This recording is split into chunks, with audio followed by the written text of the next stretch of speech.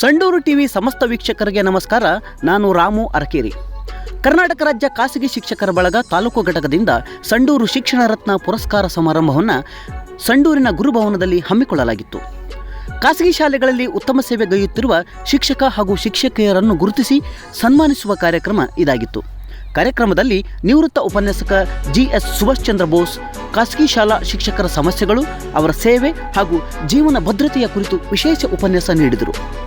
ಇನ್ನು ಕ್ಷೇತ್ರ ಶಿಕ್ಷಣಾಧಿಕಾರಿ ಡಾಕ್ಟರ್ IR ಅಕ್ಕಿ ಮಾತನಾಡಿ, ಖಾಸಗಿ ಶಿಕ್ಷಣ ಸಂಸ್ಥೆಗಳು ಮಕ್ಕಳು ಹಾಗೂ ಮಹಿಳಾ ಸಿಬ್ಬಂದಿ ವಿಚಾರದಲ್ಲಿ ಪಾಲಿಸಬೇಕಾದ ನಿಯಮಗಳು, ಮಕ್ಕಳ ಸಹಾಯವಾಣಿ, ಬೋಧಕ ಸಿಬ್ಬಂದಿಯ ವಿದ್ಯಾರ್ಹತೆ, ವಾಹನಗಳಲ್ಲಿ ಮಕ್ಕಳ ಕುರಿತ ಮುಂಜಾಗ್ರತೆ ಸೇರಿದಂತೆ ಇತರೆ ಪ್ರಮುಖ ಅಂಶಗಳ ಕುರಿತು ನಿರ್ದೇಶನ ನೀಡಿದರು.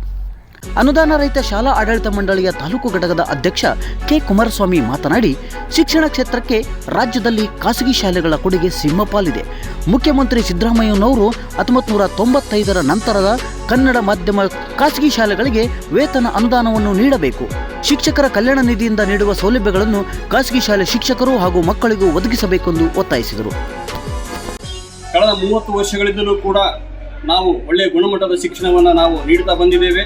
ಇವತ್ತು ರಾಜ್ಯಕ್ಕೆ ಕನ್ನಡ ಶಾಲೆಗಳ ಖಾಸಗಿ ಶಾಲೆಗಳ ಒಂದು ಪಾಲು ಸಿಂಹ ಪಾಲಾಗಿದೆ ಅನ್ನುವಂಥ ಒಂದು ಮಾತನ್ನು ಬಹಳ ಹೆಮ್ಮೆಯಿಂದ ನಾನು ಈ ಸಂದರ್ಭದಲ್ಲಿ ಹೇಳಕ್ಕೆ ಇಷ್ಟಪಡ್ತಾ ಇದ್ದೇನೆ.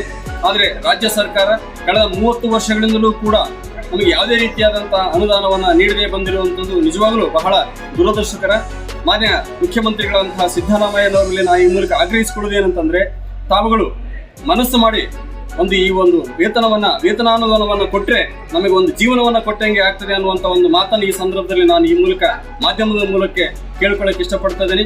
ಅದೇ ರೀತಿಯಲ್ಲಿ ನಮ್ಮ ಖಾಸಗಿ ಶಾಲೆಯ ಶಿಕ್ಷಕರು ಮತ್ತು ಮಕ್ಕಳಿಗೆ ಕರ್ನಾಟಕದ ಇತರ ಶಾಲೆಗಳಿಗೆ ನೀಡತಕ್ಕಂಥ ಸೌಲಭ್ಯಗಳು, ಕರ್ನಾಟಕ ರಾಜ್ಯ ಶಿಕ್ಷಣ ಕಲ್ಯಾಣ ನಿಧಿಯಿಂದ ನೀಡುವಂತಹ ಶಿಕ್ಷಕರಿಗೆ ಹಾಗೂ ಮಕ್ಕಳಿಗೆ ನೀಡತಕ್ಕಂಥ ಸೌಲಭ್ಯಗಳನ್ನು ನಮ್ಮ ಖಾಸಗಿ ಶಾಲಾ ಶಿಕ್ಷಕರಿಗೂ ಮತ್ತು ಮಕ್ಕಳಿಗೂ ಕೂಡ ನೀಡಬೇಕು. ಯಾಕೆಂತಂದರೆ ಅವರು ನಿಗದಿಪಡಿಸಿದಂತಹ ಬಾವುಟಗಳು ಮತ್ತು ನಿಧಿಯನ್ನು ನಾವು ಕೂಡ ಸಕಾಲದಲ್ಲಿ ಸರ್ಕಾರಕ್ಕೆ ಪಾವತಿಸ್ತಾ ಇದ್ದೀವಿ. ಆದರೆ ಇಲ್ಲಿಯವರೆಗೆ ನಮಗೆ ₹1 ಕೂಡ ರಾಜ್ಯ ಸರ್ಕಾರ ಯಾವುದೇ ರೀತಿಯಾದಂತಹ ಒಂದು ಅನುದಾನವನ್ನು ಅಂದರೆ ಸಂಬಂಧಪಟ್ಟ ನಿಧಿಯಿಂದ ನಮಗೆ ನೀಡಿಲ್ಲ.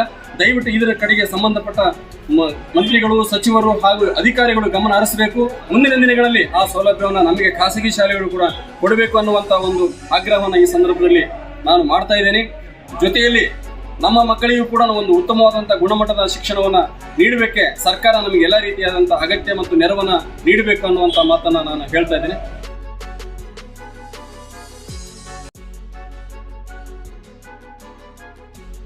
ಕಾರ್ಯಕ್ರಮದಲ್ಲಿ ಶಿಕ್ಷಣ ರತ್ನ ಪುರಸ್ಕಾರಕ್ಕೆ ಭಾಜನರಾದ ಗೊಲ್ಲಿಂಗಮನಹಳ್ಳಿ ಸಾಯಿಬಾಬಾ ಕಿರಿಯ ಪ್ರಾಥಮಿಕ ಶಾಲೆಯ ಸಹ ಶಿಕ್ಷಕಿ ತಾರಾಕ್ಷಿ ಮಾತನಾಡಿ, ಪ್ರಶಸ್ತಿ ಒಲಿದು ಬಂದ ಸಂತಸವನ್ನು ಹಂಚಿಕೊಂಡರು.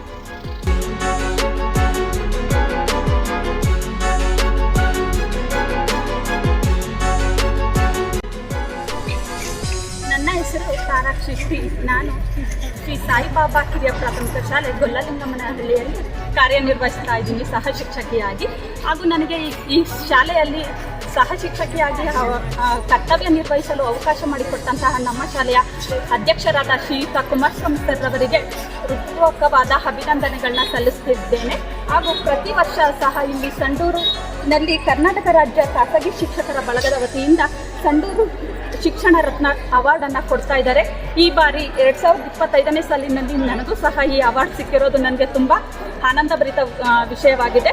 ಅದೇ ಥರ ನಾವು ಶಿಕ್ಷಕರಾಗಿ ನಾವು ಬರೀ ನಮ್ಮ ಹಕ್ಕುಗಳನ್ನ ಮಾತ್ರ ಕೇಳಬಾರ್ದು, ಖಾಸಗಿ ಶಾಲೆಯ ವತಿಯಿಂದ ನಮ್ಮ ಕರ್ತವ್ಯಗಳನ್ನು ಸಹ ಚೆನ್ನಾಗಿ ಮಾಡಬೇಕು ಅಂತ ಹೇಳೋಕ್ಕೆ ಇಷ್ಟಪಡ್ತೀನಿ.